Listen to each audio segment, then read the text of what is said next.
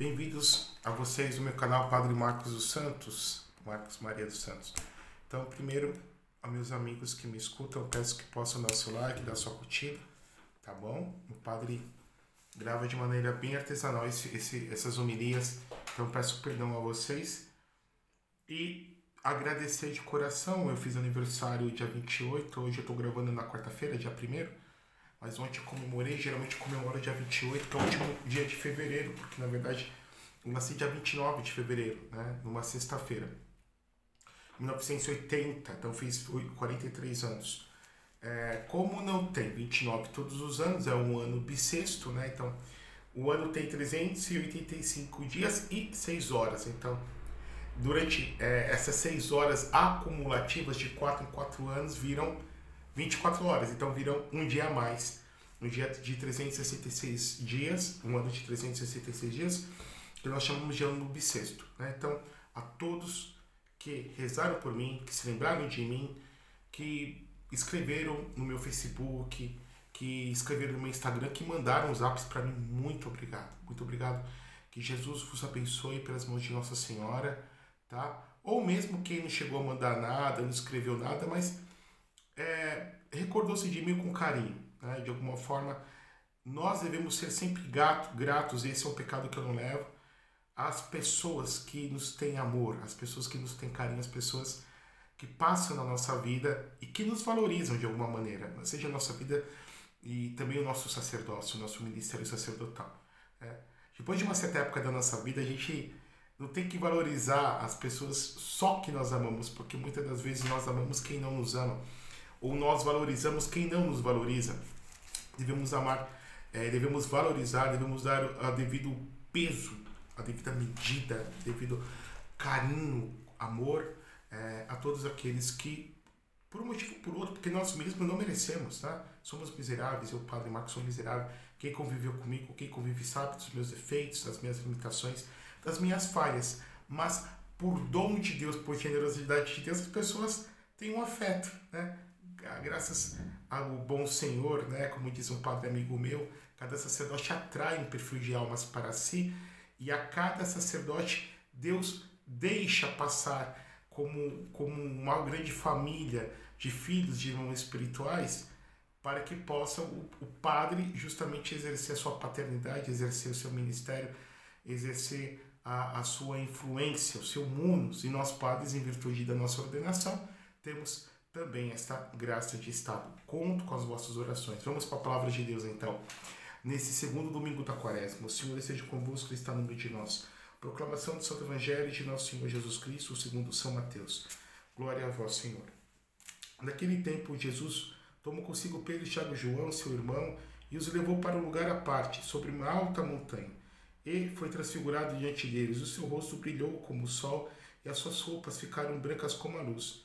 Nisto apareceram Moisés e Elias conversando com Jesus. Então Pedro tomou a palavra e disse: Senhor, é bom estarmos aqui. Se queres, vou fazer aqui 3 tendas, uma para ti, uma para Moisés e outra para Elias. E Pedro ainda estava falando quando uma nuvem luminosa os cobriu com a sua sombra, e da nuvem uma voz dizia: Este é meu filho amado, no qual eu pus todo o meu agrado, escutai-o. Quando ouviram isso, os discípulos ficaram muito assustados e caíram com o rosto em terra.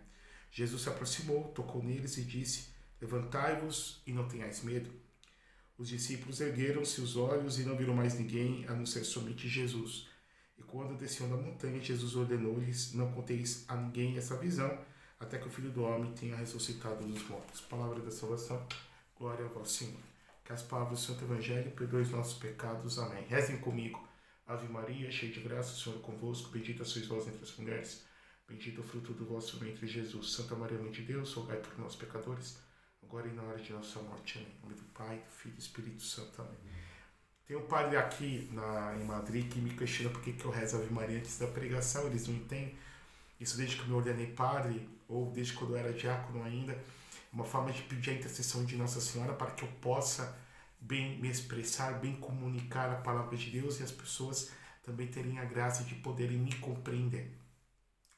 Nós agora há pouco escutamos este evangelho, que é chamado o Evangelho da Transfiguração do Senhor. Muito interessante. Domingo passado nós escutamos o Evangelho das tentações que ocorreram no monte. Então, em Jerusalém há um monte das tentações. E agora nós vamos para um outro monte. Nós vamos para o monte da transfiguração. Nós tínhamos no tempo comum ido para o monte das bem-aventuranças, um monte. Depois o outro monte, um lugar alto das tentações.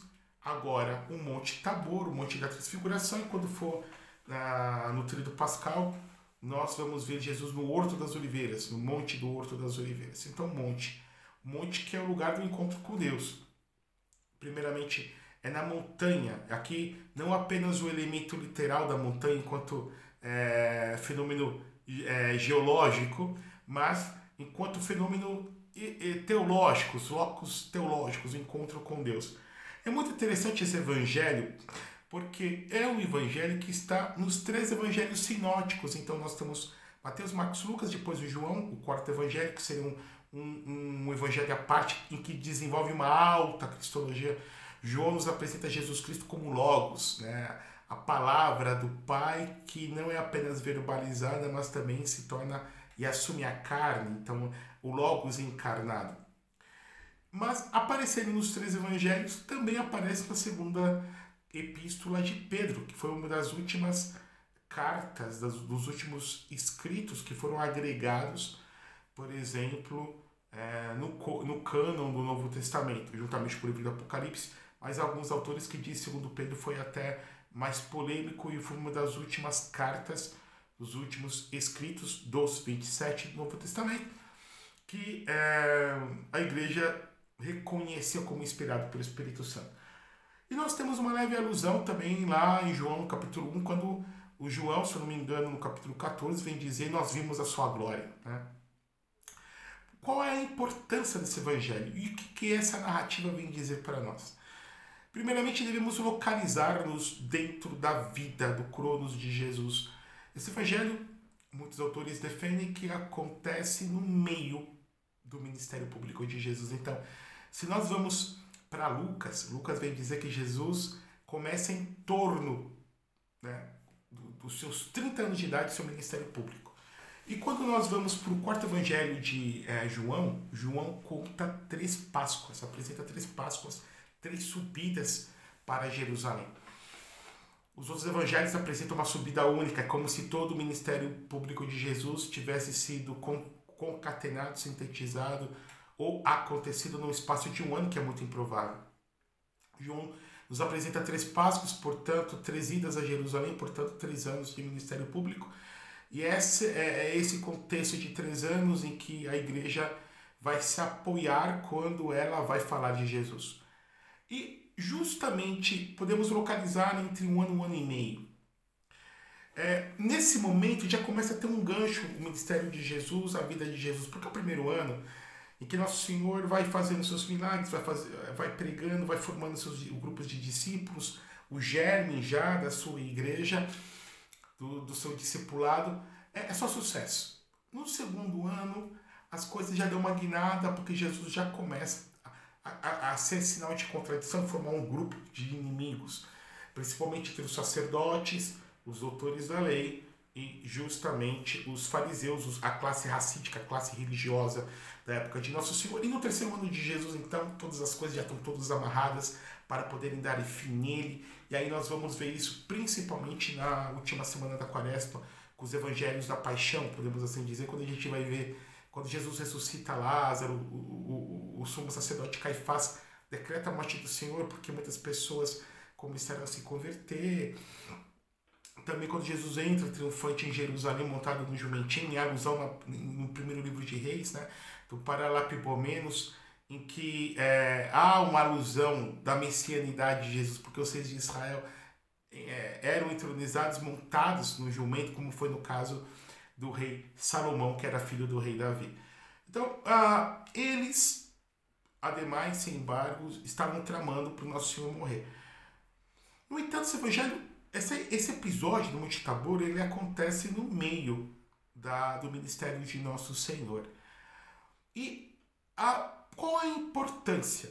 Primeiramente, nós vamos ver que Jesus tinha um grupo grande de discípulos, porém 3 que sempre estavam com ele, seja nos momentos de alegria, seja nos momentos de dor.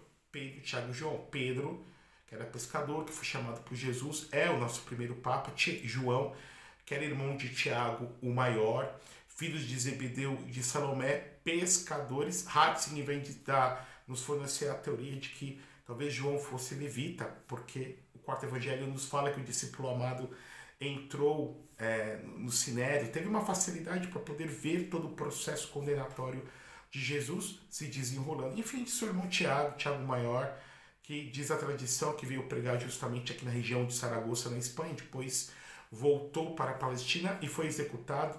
Foi o primeiro apóstolo mártir pelo rei Herodes Agripa. Esses três que Nosso Senhor gostava de estar com eles, eram os queridos dele. Então Jesus tinha um grupo grande de discípulos, 72, ou pessoas que o seguiam a mais à distância, talvez um grupo de 500, como está lá em 1 Coríntios capítulo 15, e um grupo mais restrito ainda de 12, aquele que conferiu o poder sacerdotal e que deu o nome de apóstolos, que significa enviados, apostolai, e um grupo mais restrito que esses três, Pedro, Tiago e João. Pedro, aquele que mais amou Jesus, como nos fala o Evangelho de João, tu me amas mais do que este, sim Senhor, eu te amo. E João, tido pelos padres, como por exemplo Santo Irineu, discípulo amado. Seja por Irineu, seja por Papias também, que era discípulo de São João, e depois Policarpo, que era discípulo do apóstolo João. Então, vejam esse grupo, esses três queridos, que depois vão estar quando Jesus ressuscita a filha de Jairo, né, o chefe da sinagoga, que vão estar também quando Nosso Senhor agoniza no Horto das Oliveiras. E nós vamos aprendendo que na nossa vida, primeiro, nós temos os nossos queridos, é normal, nós temos mais simpatias por uns do que por outros, somos chamados a amar a todos, sermos amados por todos, mas a gente, por afinidade, por motivos psicológicos, motivos inconscientes ou mais conscientes, nos identificamos com uns mais do que com outros. Pois bem, e a gente vai aprender que a gente quer estar perto dessas pessoas. E para esses, Nosso Senhor, ele mostra a sua glória de uma forma preventiva à sua paixão. O que acontece na sua transfiguração? Né? O que significa transfiguração? Significa mudança de forma. Né? A formé que é transformada, sofre uma metamorfose. Né?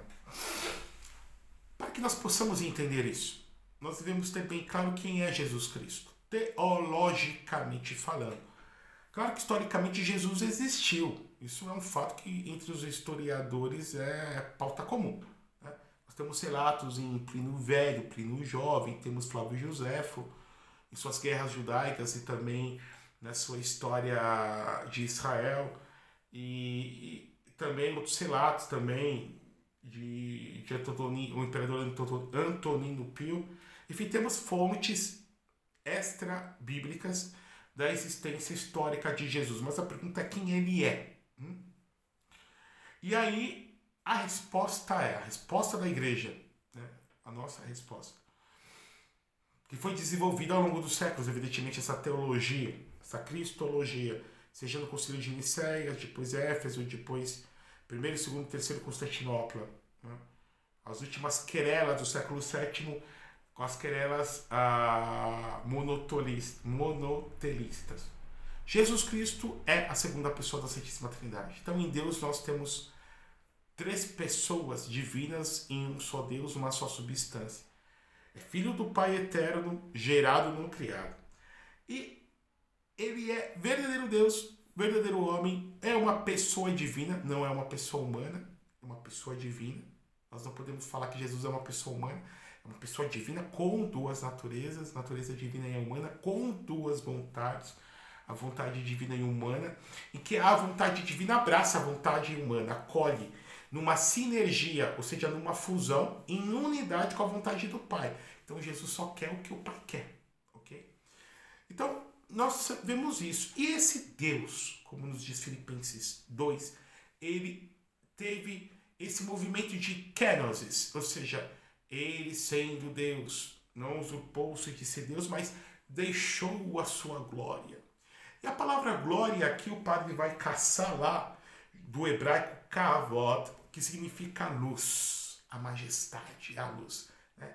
Então imagina, se nós não conseguimos olhar para o Sol, que é uma estrela de quinta categoria, quiçá olharmos para estrelas que dentro da ordem da criação, dentro da ordem da astronomia, inserida no espaço sideral, inserida em milhares e milhares de sistemas solares e galáxias e constelações, nós temos sóis, estrelas de quinta categoria que deixam o nosso Sol como se fosse uma lua, pequenininha. Imaginemos a luz daquele que tudo criou. Então, esse Deus, ele eclipsou, ele esvaziou-se da sua luz, da sua glória, da sua majestade e assumiu a forma humana. Mas, nesse momento da transfiguração, é que Jesus sobe com Pedro, Tiago e João para o Monte Tabor e que Lucas, eu escutei agora, nós escutamos o Evangelho de Mateus, mas Lucas vai nos dar uma informação, ele está em oração, então nesse momento que ele está em intimidade com o Pai, acontece uma manifestação da divindade, uma manifestação que a igreja chama de teofania, da divindade de Jesus. Então, por um instante, como que se pensa o que de fato Jesus era, que ele de fato era Deus. Então, essa divindade como que ficou translúcida. Nós vemos em Deus esse movimento em que ele se manifesta se escondendo. Porque o Santo Agostinho fala que ele se revela se escondendo, se esconde se revelando. O Deus abscônditos, né? A gente percebe isso principalmente, por exemplo, na cruz também. Em que ele perde, tem aquele hino de ele perde a forma, não vemos a Deus, mas não vemos nenhum homem, por exemplo, na cruz ele perde a forma humana, e muito mais ainda na Eucaristia, em que nós vemos a aparência de pão, né? Então nem a divindade nem a humanidade, mas a aparência do pão, e do vinho, né? No caso o pão e o vinho consagrados. Então, naquele instante, como nosso Senhor mostrasse para eles um pouco do fulgor da sua glória, já acenando para a sua ressurreição, já apontando para a parousia, a sua vinda gloriosa, que quando ele vier, todos os olhos o verão e virá cheio de glória e de majestade. Então podemos dizer que essa transfiguração, na verdade, ela volta para trás para mostrar aquilo que nosso Senhor de fato era e é junto do Pai, e ao mesmo tempo aponta para frente, mostrando a sua ressurreição e apontando ainda mais para frente no último dia, o dia do Senhor, com a sua vinda gloriosa. Nesse dado momento acontece uma teofania, porque não é só a divindade de Jesus em glória que é manifesta, não só a messianidade de Jesus que é atestada quando Jesus fala com Moisés, que representa toda a lei, a Torá, seja também com Elias, que representa os profetas, né? Os ketuvins, dando testemunho dele, porque tudo se realiza nele, tudo se consuma nele, tudo converge para ele, tudo diverge dele para tudo. Porque ele é o alfa e o ômega de todas as coisas, como diz Teilhard de Chardin, que todas as coisas são difusas e que vão se concatenando e vão se unificando em uma ramificação unilateral, piramidal, ascendente, e que tudo converge para o próprio Jesus Cristo. Ponto ômega de todas as coisas criadas, o qual tudo foi feito por ele, nada dele não foi feito, e que por ele subsiste todas as coisas, porque ele dá existencialidade, ser para todas as coisas. Pois bem, meus irmãos, minhas irmãs, ele é a visibilidade do Pai, ele quem me vê é o Pai. Naquele momento a Trindade manifesta com a voz do Pai. Este é meu filho amado, escutai todos vós, o Pai apontando para o seu filho. E ao mesmo tempo também a glória, que é manifesta na luminosidade da nuvem, um dos símbolos do Espírito Santo. A gente está acostumado com o símbolo do Espírito Santo, a pomba, seja o óleo, seja o fogo, mas também a nuvem que é o símbolo da glória da divindade de Deus. Então, o Espírito como Shekinah, como nuvem, como a morada, a habitação de Deus entre os homens, o Filho glorificado, pré-anúncio da sua ressurreição, a glória da sua pré-encarnação também, e a voz do Pai, a Trindade. E quando os discípulos veem isso, eles ficam encantados. Eles veem a glória. A gente pode ver, pode perceber aquilo que a igreja vem nos ensinar sobre a alma dos eleitos, sobre os santos e sobre os anjos, que uma vez vendo a Deus em glória, sem os véus da materialidade como nós temos hoje, nós homens vivos, né? Os véus da corporalidade, da materialidade, os véus da temporalidade, da limitação, das contingências, nós não vemos Deus. Nós temos fé porque nós não vemos. Se tivéssemos, se o víssemos, teríamos as evidências, seria uma evincibilidade, uma evidência, não propriamente a fé. Mas aqueles que estão do céu já não têm um livre-arbítrio porque não podem, e melhor, não conseguem escolher algo que não seja Deus. Porque em Deus tudo é ato. Deus não tem beleza, Deus é a própria beleza. Deus não tem amor, Deus é o próprio amor. Então, sim, ficam espantados, admirados, né? Porque a eternidade, ela não é meramente alguma coisa quantificativa. Eu nunca vou morrer, por exemplo. Mas é algo quantitativo. É um instante, como o Runner fala. Porque eu sei que tem pais que me escutam que não passa. Então é como que se tudo aquilo que não tem fim coubéssemos um instante, um átimo de 1/1000º de segundo. E Pedro diz, como é bom estarmos aqui, Senhor. Poderia fazer 3 tendas, uma para ti, para Moisés e para Elias, para nós. E depois, em outro instante, a glória desaparece. E nós vamos vendo Jesus descendo o Tabor, indo para Jerusalém, onde ele vai sofrer a paixão. E onde, depois de 1 ano e meio, no final da sua vida, na última noite da sua vida, no Monte Tabor, ele vai agonizar e vai sentir, recebendo sobre si todos os pecados dos homens, a ponto também com Tiago, Pedro e João. Eles vão estar dormindo em um local e Jesus vai se dirigir para o outro em oração. E nosso Senhor, Lucas de novo, nos dá esse detalhe, ele que era médico, que ele suou sangue.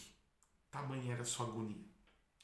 E esses 3 que foram testemunhas da glória, são testemunhas agora da desfiguração, serão testemunhas da desfiguração, serão testemunhas depois da sua ressurreição, quando Jesus ressuscita no domingo da Páscoa. O que nós aprendemos com isso? O que nós podemos tirar para a nossa vida? Porque quando nós vamos ver nos versículos mais adiante, Jesus vai falar de paixão, Jesus vai falar de cruz, Jesus vai falar de renúncia. De modo que nós vamos percebendo que para Deus a dor, a cruz é glória. E por detrás de toda a glória tem a sua dimensão de Calvário. Em dimensão de obediência e de amor. Como diz São João da Cruz, ele fala assim, São João da Cruz, que é um grande autor espanhol de espiritualidade, um carmelita do século XVI, que os santos, antes de cantarem o glória no céu, cantaram um amém na terra, significando que antes de cantar o glória a Deus, aleluia, louvai a Deus, né, aleluia, cantaram o assim seja, da obediência aqui. Irmãos, a gente pode tirar disso tudo, desse evangelho, não só o ensinamento da divindade de Cristo, não só o ensinamento dogmático da Trindade que nós devemos ter, essa fé dogmática da igreja para nós, mas também um ensinamento existencial, empírico para a minha vida, e que por detrás de toda a dor, por detrás de todo o calvário, existe momentos de Tabor. E depois dos momentos de Tabor, existem momentos de horto de oliveiras. Nós vamos ter sempre, enquanto nós estivermos nesse mundo, essa alternância entre dor, prazer, alegria, sofrimento, dias bons, dias maus, sabendo que quando estamos com dias bons, vamos nos alegrar, mas amanhã pode ser outro dia, vir alguma coisa ruim. Mas nos momentos que nós temos os dias maus, temos a esperança, que é uma virtude teologal, de que virá coisas boas. E aí, quando eu sei dessa dinâmica da vida, tudo para mim se torna maravilhoso. E sabendo que mesmo por detrás da cruz existe a dimensão de glória, como diz a igreja na Sexta-feira da Paixão, ela canta a vitória, tu reinarás. Ó cruz, tu nos libertarás. E sabendo essa dimensão da glória e do sofrimento, Essa dimensão de que eu tenho que subir ao monte para orar, ou seja, eu tenho que me conectar com Deus. E sabendo que à medida que eu me conecto com Deus por meio da oração, eu descubro quem é Jesus na minha vida, porque o conhecimento de Jesus não passa só por via intelectual, passa também pela via existencial, quando eu experimento Jesus na minha vida. Como diz Jó, não de Jesus, mas de Deus, né? No sentido lato da palavra. Até então eu te escutava falar, mas agora eu sei que tu existes, que tu és o meu Redentor, e poderei ver meu Redentor na minha carne. Depois eu vou aprendendo que se eu encontro com Ele na oração, eu encontro com Ele nos profetas e na lei, ou seja, na Sagrada Escritura, na Bíblia. Que eu vou encontrar com Ele nos irmãos. E que eu preciso também manter-me unido aos irmãos, aquelas pessoas que passam na nossa vida, que fazem bem para mim, que eu faço bem para elas, que devo buscar fazer bem para elas.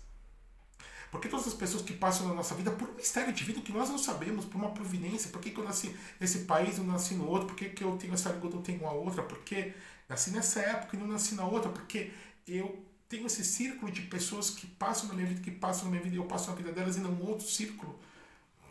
Aquilo que um autor francês, um grande escritor conhecidíssimo pelo Pequeno Príncipe que escreveu, Antoine Saint-Exupéry, dizia que todas as pessoas que passam na nossa vida levam um pouquinho de nós e deixam um pouquinho de si. E assim é essa dinâmica nossa na nossa vida, que nós devemos passar nas pessoas, na vida das pessoas, para deixar marcas de Tabor, marcas de luminosidade. E sabemos que devemos ter amigos, irmãos, pessoas que Deus coloca, que nós amamos e que por eles seremos amados nos momentos de Tabor, mas também nos momentos de sofrimento, de dor, nos momentos de Getsemane, nos momentos de Horta de Oliveiras, nos momentos de Calvário. Que Deus Todo-Poderoso vos abençoe e vos guarde por intercessão da Virgem Maria. Deus Pai, Filho e Espírito Santo, desça sobre vós, permaneça para sempre. Amém.